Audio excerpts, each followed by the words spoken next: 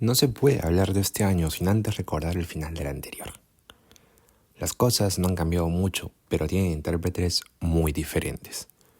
Perú cerró el 2023 último en las eliminatorias, tras empatar con Venezuela en Lima y sepultando la cortadera de Reynoso, que solo se animó a poner un equipo como la gente cuando ya su salida era más que inminente. En paralelo, el uruguayo Jorge Fossati llegaba al Perú para ponerle fin a los 10 años de sequía de Universitario de Deportes sin salir campeón nacional. Y, ante el mal momento de la selección, inevitablemente su nombre empezó a tomar fuerza para sentarse en el banquillo de Perú. El salir campeón con la U después de tanto tiempo y hacerlo ganando la final con mucha autoridad ante quien era el bicampeón nacional en ese momento, Alianza Lima, le valió a Jorge Fossati las suficientes credenciales para el 10 de enero de 2024 ser presentado de manera oficial en una conferencia de prensa. En este punto de la historia me quiero detener un momento.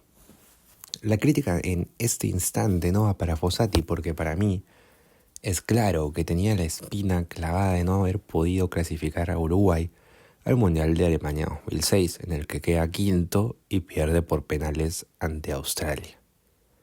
En ese contexto, la oferta para dirigir las eliminatorias más fáciles de la historia, que lo son, porque van 7 de 10 equipos, le cayó completamente del cielo.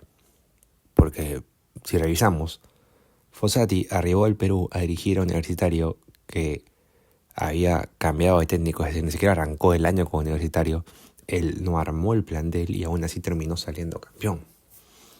Cuando llegó, había cierto murmullo con Reynoso. Creo que había gente que no confiaba en él porque el cambio era tan marcado de la idea que representaba Reynoso, con diferencia a la que plasmaba en la cancha de Areca.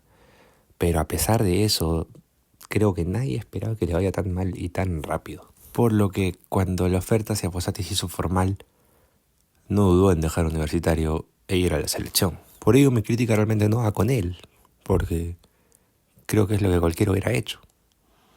El problema es que esa oferta nunca debió llegar. Porque si Perú está en el sitio que está, es por esta obsesión, no sé de quién. No la puedo personalizar, no la puedo dirigir. Si tuviera que dar un nombre sería de Juan Carlos Aulitas, porque él es el que se encarga, es lo que hace su puesto, es elegir quién va a ser el nuevo técnico de la selección. Con Reynoso se falló, ya explicamos los motivos. Es que todo lo que se progresó con Gareca se demolió y se inició de cero. ¿Por qué? No lo sé. A título personal creo que es por simplemente elegir la opción más fácil, no la más correcta. Porque sí, Reynoso es el mejor técnico peruano, seguro, 100%. Pero no era el técnico para la selección. A lo que venía jugando la selección, dársela a Reynoso era un volantazo de 180 que no resultó bien. Ahora, ¿por qué? Porque la selección pasó de jugar con un DT que intentaba jugar en todas las canchas a uno que salía a esconderse y buscar el 0-0 siempre. Y pensar que Fossati era el cambio era un error, pero por donde se le viera. Pensar que podía replicar el éxito que tuvo en la U, que es uno de los grandes del fútbol peruano, que todos los equipos o la gran mayoría salen a tirársela atrás, en una selección a nivel sudamericano pequeña, como Perú, con un sistema 3-5-2 que, ojo, porque ya lo mencionaba antes en algún video, es 100% innegociable para él. Lo cambió una sola vez en el año y fue debido a una expulsión en ese año con la U, que es el año que lo lleva a la selección, básicamente. Si tienes que analizar un año de por qué Fossati está hoy en día en la selección, por ahora al menos a la fecha que grabó este video, es por ese año en la U. Y ese año había mostrado cero flexibilidad con su sistema. Así que pensar que podía replicar lo hecho en la U en la selección era sencillamente utópico. La primera medida de Fossati como nuevo técnico de la selección fue cancelar un ya pactado amistoso con la selección italiana para, en su lugar, debutar ante Nicaragua y República Dominicana. Sí, lo cierro en pregunta porque ¿qué sentido tuvo eso? Bueno, ¿cuál fue la explicación para cancelar el encuentro ante, en ese entonces, el actual campeón de la Eurocopa?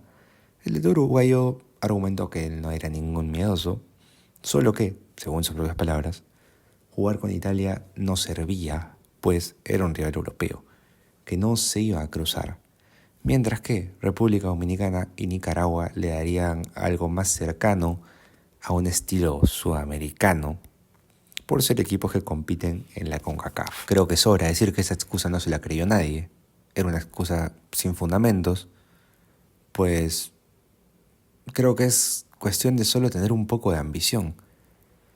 Podías ver el partido de Italia como un buen parámetro para saber de qué está hecho tu equipo. Además, era tan sencillo como tomarlo como una preparación para el Mundial, donde es imposible escapar de mínimo un europeo en tu grupo. Y yo creo que todo lo que estoy diciendo, obviamente, Fossati lo sabía.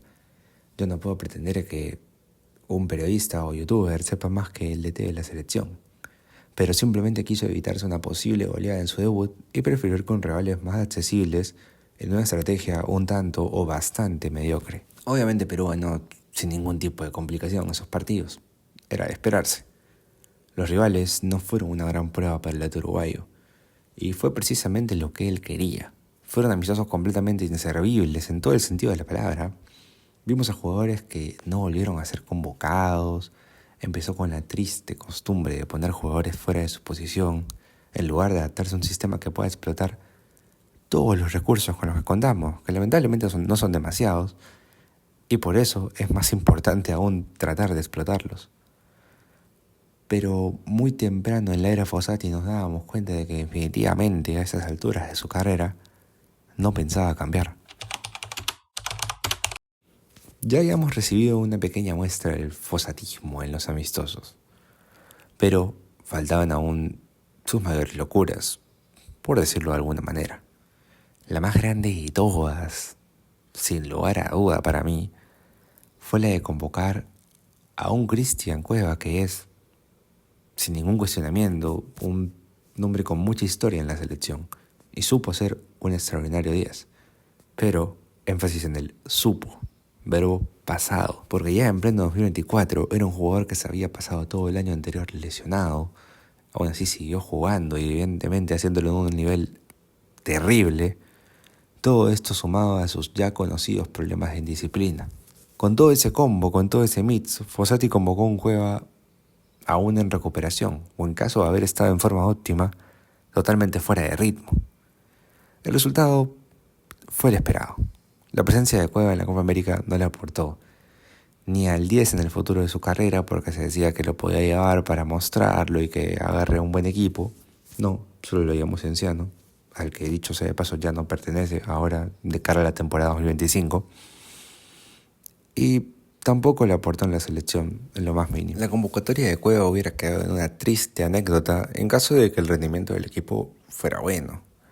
Pero toda la Copa América terminó siendo un desastre para la selección y apenas pudo disputar los 3 partidos de fase de grupos. La Copa América venía siendo un buen torneo para Perú. Desde 1997 venía consecutivamente pasando de fase de grupos. Y en el medio teníamos eliminatorias muy malas como la de Sudáfrica 2010 o las de Corea-Japón, las de Alemania. Hay eliminatorias bastante malas, sobre todo la de Sudáfrica, ¿no? Creo que es el caso más notorio, quedamos últimos. Pero aún así, en la Copa América previa a ese proceso, en 2007, llegamos a cuartos de final. Así que era una mochila bastante pesada. Y además los resultados recientes indicaban que en 2019 disputamos la final, en 2021 llegamos a la semifinal. Con todo y eso, Perú debutaba ante Chile, su primer rival serio del año. Perú mostró lo que sería su mejor y quizás principal característica, la defensa, y también sus marcadas carencias al atacar. Ese 0-0 fue el reflejo de lo que pasó en la cancha. Pensar en sumar ante Argentina no era serio, así que la clasificación se resolvería en la segunda fecha ante Canadá. En aquel partido, Perú tuvo sus ocasiones y tenía dominio territorial. Marcaba la pauta del partido, pero todo se vino abajo con una expulsión de Araujo al minuto 60.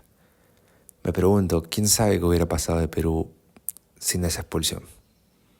A veces esos pequeños triunfos afianzan grupos y gana autoestima necesaria para encarar la eliminatoria de otra manera.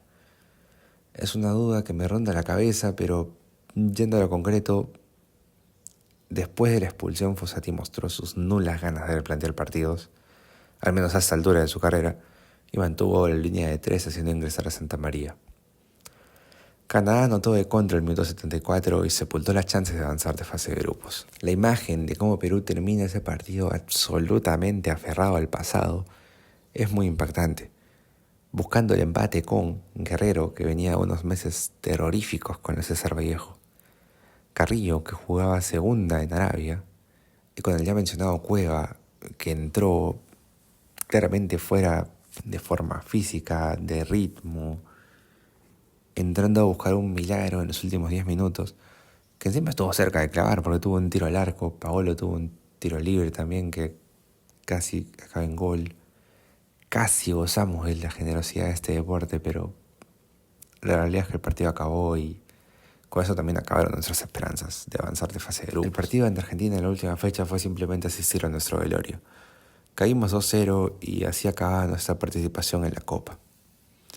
Perú podía quedar afuera. Yo creo que eso estaba claro. Estaba dentro de los planes.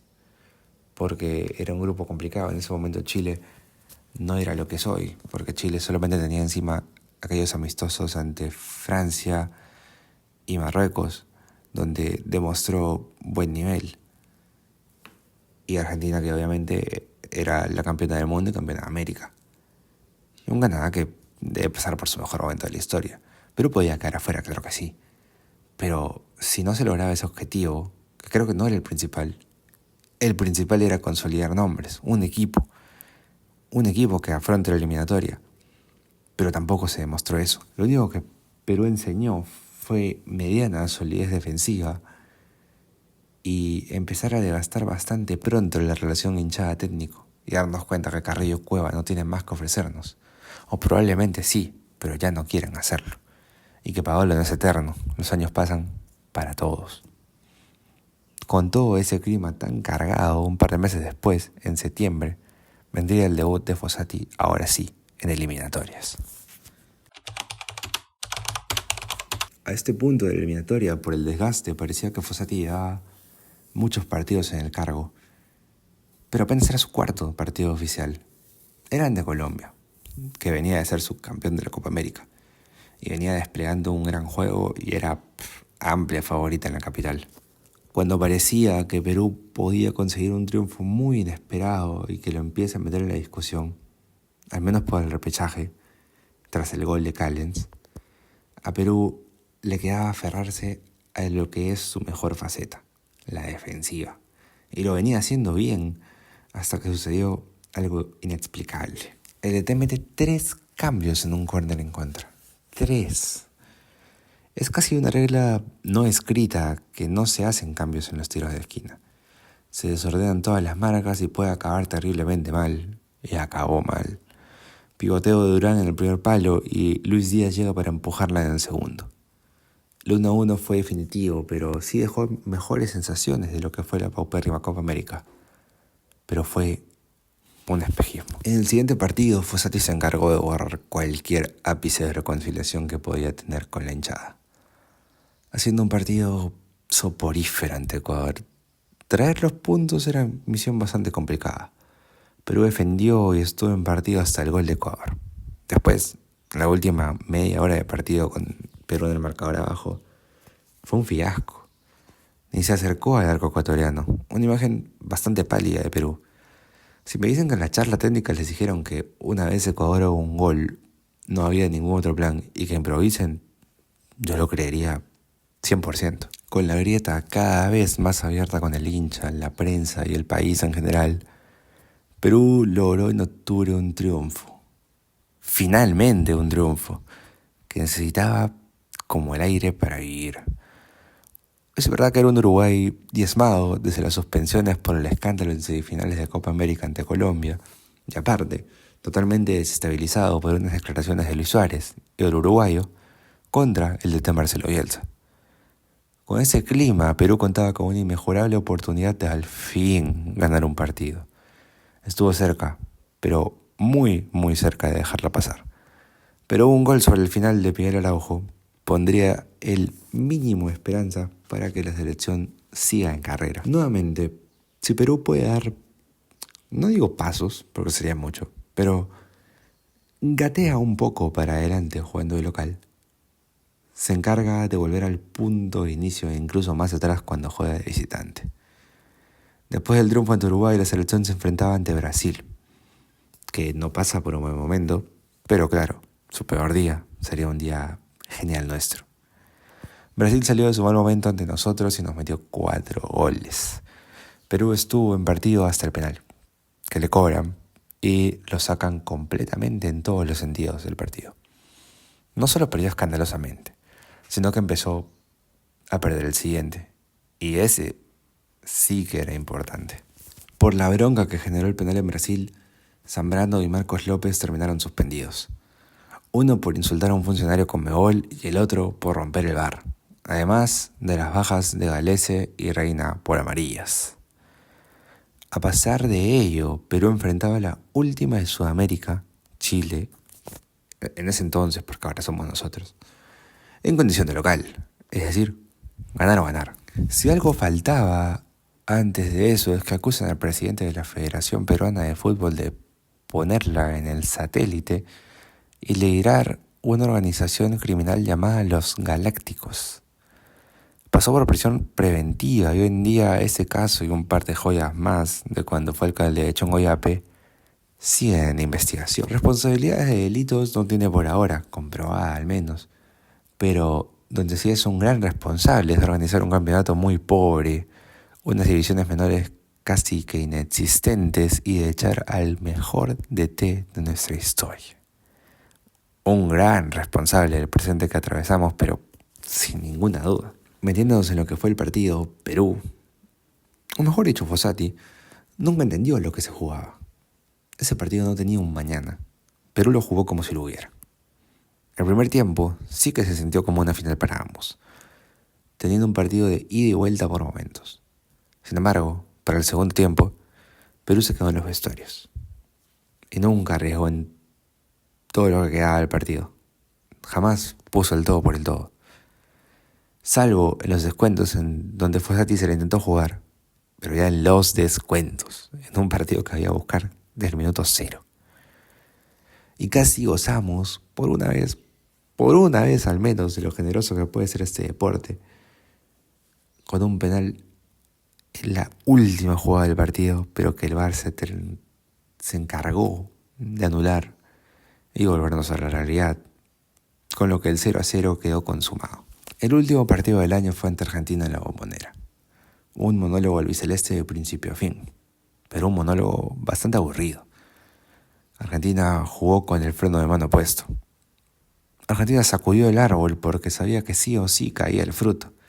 Y finalmente cayó el minuto 55 con un golazo de Lautaro Martínez. Después, lo de siempre. 0 reacciones del equipo. Y la última jugada del partido graficó a la perfección lo que es esta selección. El tiempo se le va a Perú tocando en campo propio en lugar de tirarle al área rival, a buscar por esos milagros de la vida y el fútbol que puede terminar en gol. Ni una pelota al área podemos tirar por inercia. Reynoso y Fossati destruyeron la autoestima que el jugador peruano había recuperado y construido. Que para el futuro es incierto. Quedan 6 fechas eliminatorias. ¿Hay chances? Pues claro que sí. Sería ridículo no tenerlas porque van 7 de 10 equipos. 7 de 10 equipos tienen posibilidad de ir al Mundial. El séptimo el repechaje. Así que chances desde lo numérico va a haber siempre. Es más, en marzo Perú se enfrenta a Bolivia de local. De ganar, se pone a 3 puntos de la zona de repechaje. Pero desde lo futbolístico, la opción parece bastante lejana. Fossati debería seguir, para mí no. De ninguna manera. No puedes jugarte esa chance con un técnico que no tiene propuesta ofensiva, básicamente, o no la ha podido mostrar a lo largo de todo un año de trabajo. Entonces, pienso que ya no vale la pena seguir haciendo el intento. Pero tienes que jugar con otro técnico, porque son las eliminatorias más fáciles de la historia. Además, Fossati le saca el cuerpo a la situación diciendo que si lo echan es problema nuestro, que él no tiene nada que ver, que él no se juega nada, mientras que cuando escuchas declarar a los jugadores, te hablan de jugarse la vida en la cancha. Entonces, hay algo que claramente no está haciendo clic. Además, nuestro presidente de la federación claramente tiene otros asuntos más importantes que atender, por lo que no creo que se quiera encargar del tema del técnico, y quien lo debería hacer, que es Juan Carlos Aulitas, con el mayor de los respetos, creo que hace mucho que está mostrando cero interés de indagar en su puesto. Las últimas dos opciones que ha elegido han sido las más lógicas, o más que lógicas, las más fáciles y accesibles del mercado. Entonces, todo esto suma el combo perfecto para que cerremos el 2024 en la posición que estamos. Últimos de Sudamérica, en las eliminatorias más fáciles de la historia. Destruyeron en apenas 2 años, apenas han pasado 2 años y poco más desde que se fue Ricardo Gareca de la selección. En 2 años destruyeron todo lo que se había construido en 8.